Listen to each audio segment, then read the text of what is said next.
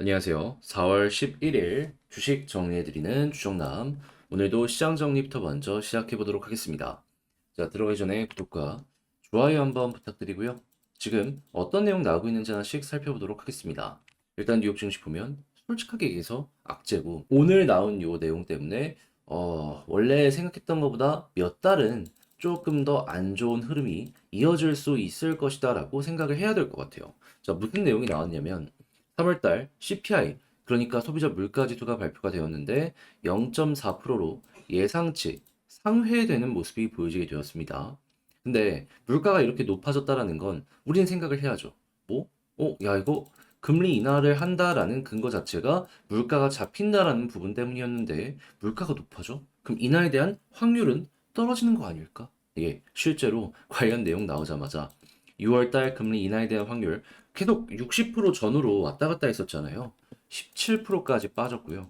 그리고 7월달 이 확률 같은 경우에도 나쁘지 않게 유지가 되었었는데 순식간에 71에서 41%까지 빠지게 되었고요.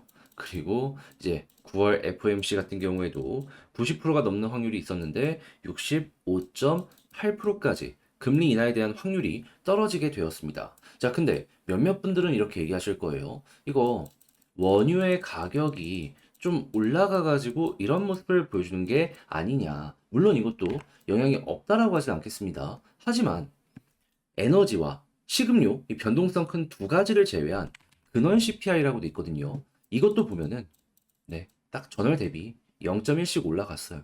그렇다는 얘기는 지금 생각했던 것보다 미국의 물가가 쉽게 잡히지가 않는 상황이구나. 거기에다가 최근에 고용지표 나왔던 거 기억 한번 해보세요. 되게 좋았잖아요.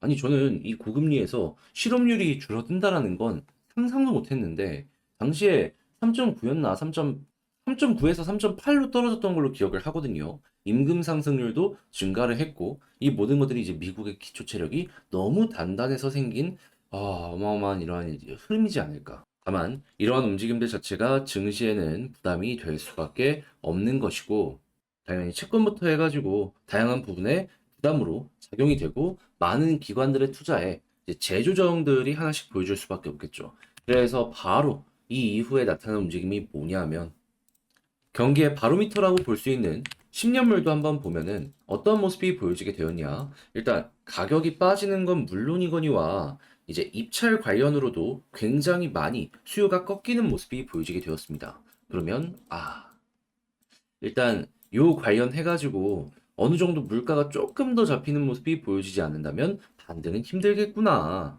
그리고 여기에 마지막 활용점점을 찍은 게 FOMC 위원들인데 뭐라고 이야기했냐. 최근 인플레이션 수치가 실망스럽다라며 인플레이션 개선 흐름이 멈춘다면 금리를 높게 유지하는데 의견을 모은 것으로 전해지고 있다고 합니다. 그러니까 울퉁불퉁 할 것이다라고는 생각을 했는데 지금 되게 실망스럽다라고 공식적인 코멘트까지 날려버리게 된 거예요. 그럼 이거 한국 증시 같은 경우에도 한 몇 달 정도는 쉽지 않겠죠. 하지만 오케이, 쉽지 않다라는 거 알겠다 이거예요. 근데 그렇다라고 해서 이거를 끝이라고 생각해야 될까요? 아니죠. 왜? 골드만삭스가 얘기했잖아요. 3회 아니더라도 2회라고. 그리고 금리 인하를 한번 시작을 하면요. 금리 인상은 못하고 인하 계속해서 달릴 겁니다. 그렇다는 얘기는 뭐다? 시작은 조금 늦게 한다라고 하더라도 결국에는 한번 금리 인하 시작을 하면은 최종 맥시멈 2.75에서 3.75 안까지 금리가 떨어지는 모습 보여주게 될 것이다. 그럼 여러분, 이렇게 금리 인하가 계속되면은 결과적으로 증시도 이때는 올라갈 수밖에 없겠죠. 그러면 여러분들은 그냥 시작이 언제인지 어디까지 버텨야 되는지 그게 중요한 거지. 버티면 결국에 이거 먹을 수 있다라는 마인드로 중장기 투자를 하신다면은 지금 약간의 손해가 나오고 있다라고 하더라도 회사의 펀더멘탈만 튼튼하다면 결국 반등할 수가 있다. 이렇게 우리는 전략을 구성을 할 수가 있다라는 거예요. 그리고 특히나 내 종목의 외국인 수급이 괜찮다면 지금 이 원화 가치가 떨어지는 상황에도 그렇다라고 하면은 나중에 원화 가치가 강해질 때 더욱더 이 모습이 도드라지게 보여지게 될 거 아니에요. 그럼 가는 종목이 더 간다고 훨씬 더 많이 가는 모습까지 여러분들은 기대해 보기 좋을 것 같습니다. 자, 그렇게 해서 국제유가는 WTI 기준 86.21달러로 플러스 1.15% 상승 마감하였고요. 채권 아까 말씀드린 대로 급락, 달러는 강세, 금 가격은 하락 마감하게 되었습니다. 자, 그러면 이외에 우리가 좀 봐야 되는 내용은 뭐가 있는지를 살펴보도록 하면은, 자, 일단 연준에서도 계속 2회 이건 얘기하고 있잖아요. 자, 그렇다라고 했을 때에도 바이든 대통령 선거를 앞두고 그래도 올해 안에 시작이 될 것이다. 요 유지하고 있는 거 확인을 시켜주면서 나름 그래도 중장기 투자자들에게는 안심을 주고 있다라는 거 확인할 수 있고요. 자, 그리고 지금 대부분의 기술주가 빠지게 되었는데 AI 쪽은 여전히 버티는 모습이 보여지고 있기 때문에 뭐다? 매출이 따라오는 반도체는 그렇게까지 크게 걱정할 필요는 없을 것 같다. 자, 그리고 애플 지금 중국에서 계속해서 무너지는 모습이 보여지며 반등 어떻게 할 것이냐 사람들이 관심을 가지면서 지켜보고 있는데, 근데 이전 분기에서도 중국에서 매출 줄어드는 거 인도에서 올라오면서 해증이 됐었잖아요. 자, 그러면 인도에서 생산량 계속해서 늘리는 현 상황이랑 엮어서 생각을 한다면, 물론 성장성은 과거 기대했던 것만큼 안 나오겠지만 매출 방어는 될 것이다. 자, 인도가 살아나는 모습 여러분들 애플이랑 연결해서 보시면 좋을 것 같습니다.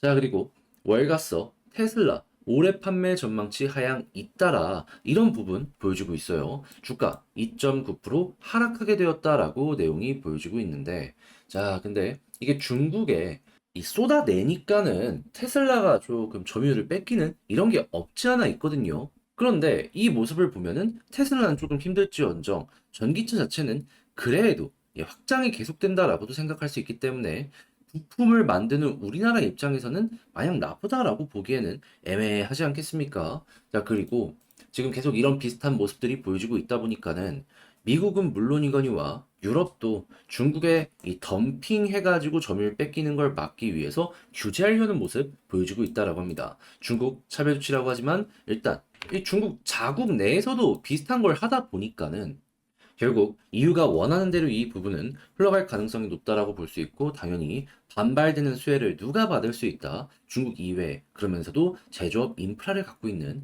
한국이나 아니면 그 이외 베트남 같은 이러한 쪽에서 수혜를 받을 가능성 높아진다라고 생각을 할 수 있을 것 같습니다. 자, 그리고 지금 AI가 떠오르고 많은 전력이랑 그리고 전기차 인프라가 확장되는 모습이 보여지면서 구리의 가격이 계속 올라가는 모습이 보여지고 있는데, 보통 구리가 경기에 이제 중심이 되는 원자재라는 평가가 상당히 많았거든요. 근데 이런 모습이 보여지게 되면은 경기가 안 좋더라도 구리의 가격은 앞으로 더욱더 많이 올라갈 가능성 높다. 요거 여러분들 체크를 하시면서 구리 관련주는 쭉 보셨으면 좋겠습니다. 자, 그리고 백고동 다시 올리는 조선 3사. 지금 수주 물량 계속 쌓여가고 있는데 선가까지 비싸다 보니까 파는 족족 이제 수익으로 바뀌는 모습 보여주고 있죠. 엄청 좋고. 그리고 K 미용기기 관련해가지고 K컬처가 성장을 하니까 미용기기도 같이 올라가는 모습이 보여지고 있어요. 그래서 이 미용기기는 특히나 우리나라 이제 피부 스킨 부스터들 있잖아요. 뭐 파마리서치나 아니면 클래시스나 이런데 이런 쪽 같은 경우에는 기계를 깔아놓으면 그 다음부터는 이제 티닙이라고 해서 일회용 요 부품이라고 하나요? 요거를 납품해서 수익을 내는 이러한 모습을 많이 보여주고 있기 때문에 이번 기회에 점유율을 쌓으면 그게 결국에 나중에 다 매출로 연결이 될 것이다라는 거 생각을 하시면서 보시면 아주 좋을 것 같습니다. 자, 마지막으로 해외 여행객 거의 회복됐다라는 내용이 보여주고 있어요. 자, 그러면 당연히 한국으로 들어오는 쪽들도 회복이 많이 된 걸 확인할 수 있기 때문에 야, 이러면 이 항공 여객 관련은 물론이거니와 면세 그 이외에도 과거에 많은 수혜를 받았던 업종들이 또 한 번 살아날 수도 있겠네 생각을 할 수 있겠죠. 자, 그렇게 해서 이 부분 같은 경우에도 호재다라고 생각을 하시며 관련 업계 다시 한번 보시길 바라며 오늘의 시장 정리 마치도록 하겠습니다. 일단 좀 아쉬운 부분이 있어서 솔직히 마음 편안하게 보긴 힘들긴 한데, 그래도 제가 말씀드리고 싶은 핵심은 결국 시간이 조금 더 뒤로 미뤄졌을 뿐이다 라는 거니까 요거 중장기 보시는 분들은 꼭 참조를 하셨으면 좋겠고요. 그리고 지금 말씀드린 이런 내용들 장 시작하기 전에 텔레그램 공부방을 통해서 올려드리고 있으니 같이 한번 보고 싶다 하시는 분들이 있다면 영상 소개란에 있는 링크를 클릭하시고 입장을 해주시면 될 것 같습니다. 자, 그러면 개별 종목 시작해 보도록 할게요. 안녕하세요. 제가 이번에 가지고 온 종목은 두산 에너빌리티를 가지고 왔습니다. 일단 두산 에너빌리티 현재 쭉 빠지는 모습이 보여주고 있는데 뭐 개별의 악재가 있어서 그렇다? 그건 아니고 지금 한국의 정치학적인 부분 그게 부담으로 작용을 하고 있다 생각을 할 수 있는데 일단 제가 보고 있는 시선 요거 한번 풀어보도록 할 테니까 들어보시고 도움 된다면 구독과 좋아요 한번 꼭 눌러주시면 너무나 감사드리겠습니다. 자, 일단 가장 먼저 두산에게 가장 큰 악재로 나오는 내용이 무엇이다? 지금 국회의원 선거 끝났죠? 총선 결과를 봤더니 현재 여당이 한 100석 나오고 나머지 전부 야당으로 갔죠. 하다 보니까 윤석열 정권의 이 정책적인 부분에 브레이크가 밟힐 것이다. 그 중에서도 원전을 굉장히 많이 밀었기 때문에 이거 다시 차질이 생기는 것 아니냐라는 부분이 보여지게 되다 보니까 이것 때문에 현재 하락세가 보여지게 되었다. 이렇게 생각을 할 수 있을 것 같습니다. 자, 그런데요. 어, 실제로 만약에 이 야당 쪽이 우위를 가진 게 향후 대통령 선거까지 이어진다라고 하더라도 원전 관련된 정책이 좀 뒤바뀔 수 있을까요? 저는 상당히 힘들 거라고 생각을 하는 이유가 뭐냐면 정부의 정책 자금이 엄청나게 그쪽으로 몰려 들어가게 됐습니다. 그러면 이거를 반대로 간다라고 하면 투자는 하는 대로 했는데 또 이거를 깨뜨린다? 그럼 별의별 말들이 다 나오겠죠. 그리고 두 번째, 이 원전을 쓰는 이유 자체가 어떤 겁니까? 일단 첫 번째 같은 경우에는 아무래도 안정적인 전력 공급 플러스 저렴한 이 전력 공급 이런 쪽인데 일단 안정적인 부분 같은 경우에는 한국 입장에선 필수가 될 수밖에 없습니다. 왜? 한국의 발전 비중을 보면은 아직도 제일 높은 게 석탄 쪽인 걸로 알고 있거든요. 그런데 석탄의 비중은 점점 줄어드는 것 역시 사실입니다. 그럼 이거를 뭐든지 대체를 해야 될 거 아니에요? 그랬을 때 떠오르는 거, 태양광, 풍력, 그리고 뭐 수소라든가 원전, 이런 쪽인데, 일단 태양광 같은 경우에는 벌써 10% 넘어서면서 일정한 비율을 차지하고는 있지만, 중요한 건 뭐다? 우리나라가 땅덩어리가 워낙 적어갖고, 이 한계가 있을 수밖에 없습니다. 그러면, 이제 풍력 쪽 봐야 되는데, 이 역시도, 이 땅에다 짓기에는 땅덩어리가 적어갖고 힘들고 해상 풍력 쪽으로 가야 되는데, 이번엔 또 어민들이 반대를 하네. 해가지고 지금 이 해상풍력 단지 하나 지으려고 하더라도 별의별 말들이 다 나오고 있잖아요. 그러면 AI나 여러 가지 때문에 전력의 소비량은 증가하고 있는데 그 부분 대처가 안 되기에 그러면 석탄 쪽을 늘리거나 아니면 수소 발전을 늘려야 된다. 뭐 가스 발전을 늘려야 된다. 얘기가 나올 텐데 가스 발전 오케이 그건 좋아요. 한데 이 수소 같은 경우에는 문제가 되는 게 뭐냐 하면은 그거 뭘로 만들 건데요? 석탄, 기름 아니면 지금 보는 가스 다 이런 걸로 만드는 건데 근데 그냥 그거 직접 쓰는 것보다는 효율이 또 안 나온단 말이에요. 그러면 그 돈 들여가지고 덜 효율적인 걸 계속 한다라는 건데 그게 길게 이어질 수 있을까요? 결국 수소는 원전이랑 연결이 될 수밖에 없는 것이고 그렇기 때문에 원전이랑 세트로 불리우는 겁니다. 그리고 원전을 포기한다라고 하면은 우리가 지금 볼 수 있는 게 뭐다? 독일 봐봐요. 비싼 기본 가격들 때문에 뭐 서민들의 부담이 엄청나게 커져가지고 여기에서도 완전 극우 정당들이 득세하는 모습이 보여지게 되었다라고 하잖아요. 그러면 이제 한국도 비슷한 결이 나올 수 있기 때문에 좋은 거 있으면 계속 쓴다라는 부분이 보여질 수 있는 거고 미국도 이쪽을 밀고 있고 유럽 쪽에서도 이쪽을 미는 모습이 보여지고 있는데 한국 이를 주도하려는 모습이 보여지게 되다가 갑자기 턴을 나홀로 해버리게 된다? 국제사회의 신뢰도 어느 정도 잃어버리는 이 모습 나올 수 있어서 이게 정부가 바뀐다라고 해서도 쉽지는 않을 것이다 생각을 할 수가 있다라는 겁니다. 그리고 만약에 이 부분 좀 억누른다라고 해가지고 향후에 전기세 비싸지는 효과까지 보여지게 되면 어떻게 되는지 아세요? 전기는 제조업의 가장 기본이 되는 가격이거든요. 지금도 물가 비싸다라고 해서 난리가 나고 있잖아요. 그 모든 것들이 한번 더 올라가게 될 겁니다. 그나마 제조업 전기를 싸게 이렇게 납품을 하기 있기 때문에 그나마 가격 억제력 좀 보여주는 것도 있고 해외 수출 경쟁력도 갖고 있는 건데 중국 막 원전 지을 때 우리나라만 그거 피해간다? 그러면 우리나라는 제조업 중심의 수출국가인데 이것 자체를 아예 근본적으로 부정하는 이런 모습도 보여줄 수가 있다라는 거예요. 그럼 우리가 생각할 수 있는 건 뭐다? 지금은 이 원전 자체가 주는 메리트가 너무나도 크고 국제사회적으로도 여기에 대해서 이전보다 긍정적인 모습이 많이 보여주고 있기 때문에 당장 정당이 바뀐다라고 해가지고 이게 완벽하게 올스탑된다? 그럴 수는 없을 가능성이 훨씬 더 높을 것이다. 그래서 이에 대한 불안감 때문에 지금 주가가 하락하게 된 거라면은 시간이 흘러가고 이제 관련 정책들 또 하나씩 하나씩 얘기가 나오게 되면은 반등도 수월하게 나올 가능성, 반등도 수월하게 나타나면 나타났지 이대로 그대로 무너지는 건 좀 아닌 것 같다라고까지 우리 현재 위치를 해석할 수 있을 것 같습니다.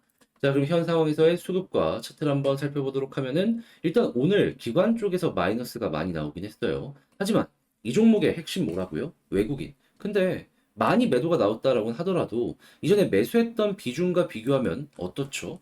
막 크게 부담되거나 그런 정도는 아니죠. 그럼 향후에 외국인 수급이 더해지게 된다면 우리가 생각할 수 있는 건 무엇이다? 아, 바닥 잡히겠구나. 그런 다음에 기관까지 빨간불 더해주면 그때부터 반등 노려보면 되겠습니다. 자, 그럼 지지라인을 봐야 되는데 일단 121선까지 완벽하게 이탈이 됐단 말이에요. 그러면 일단 일봉이 아니라 주봉과 월봉을 보면 되는데 일단 월봉은 딱 지금 위치에서 많이 지지를 해준 모습이 보여지고 있죠. 그럼 여기 이탈 안 한다? 그럼 지금 당장은 걱정할 필요 없고 이탈한다라고 하더라도 조금 더 아래 14,600원 부근에 또 지지 라인이 있어갖고 이 부근까지도 길게 끌고 간다라고 하면은 딛고 올라가고 딛고 올라가고 딛고 올라갔던 것처럼 이번에 또 한번 딛고 올라가는 거 생각을 해볼 수 있을 것 같습니다. 그런 상황에서 이제 올라간다면 어떤 걸 중점적으로 봐야 된다? 지금 11선을 돌파를 못하고 계속 무너지고 있는데 그래도 여기 돌파한 다음에 21선까지 뚫어야지 그때서야 이렇게 추세가 바뀌는 모습 노려볼 수 있다. 자, 이렇게 체크하시고요. 그런 상황에서 여기 뚫고 위에서 자리 잡으면 볼린저 하단 찍고 중앙선 돌파하면 뭐다? 항상 설명드리는 볼린저 상단까지 노려보자. 이렇게 말씀드리며 두산 에너빌리티 현 시점에서 총정리 어떻게 해야 될지 분석을 해봤습니다.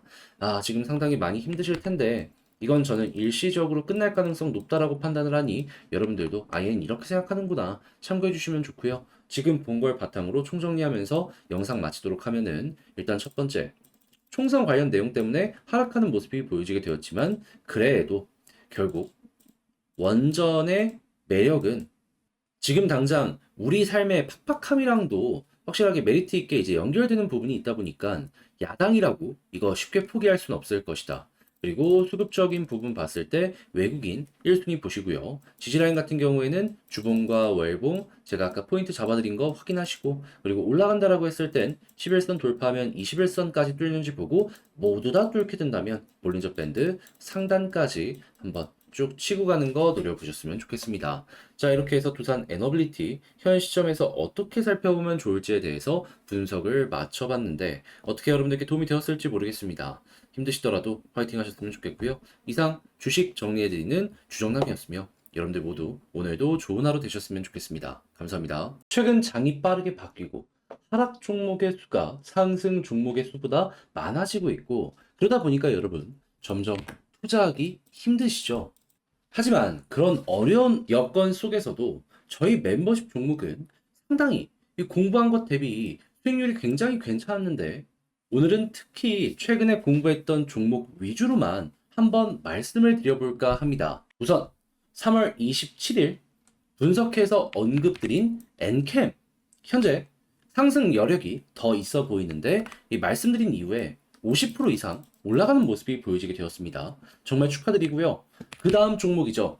VT 3월 27일 17,420원 종가 기준으로 말씀드렸는데 마찬가지로 이 종목도 30% 넘게 올라가는 모습이 보여지게 되었습니다. 대단하고요. 이런 시장에서도. 자, 그리고 또 하나 있죠. 리파인.